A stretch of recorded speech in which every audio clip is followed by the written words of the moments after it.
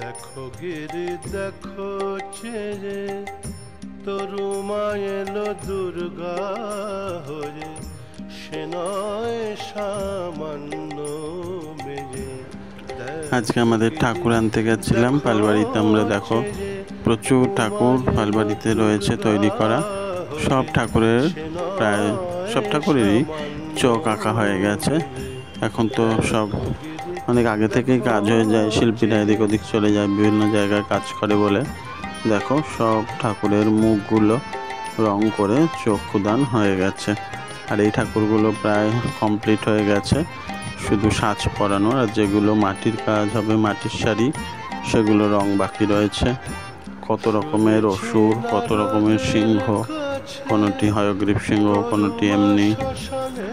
সমস্ত পালবাড়িতে সব ঠাকুর প্রায় রেডি, এখন শুধু সাজ পরার পালা।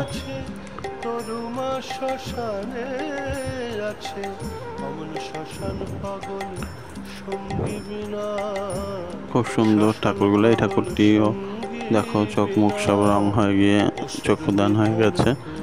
মাটির কাজ এগুলি, বাকি সব রংগুলো পরে হবে। আর এদের একতলা ভর্তি ঠাকুর, আবার দোতলাতেও উপরে এখানে সব ছোট ছোট ঠাকুর। একটি দোতলায় সব ছোট ছোট ঠাকুর এখানে একটু।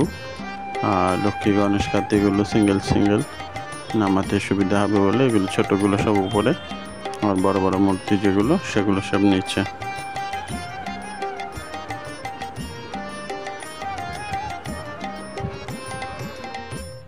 দুঃখ সারা বছর ধরে সুধা ফেলে শিব বিষ পান করে।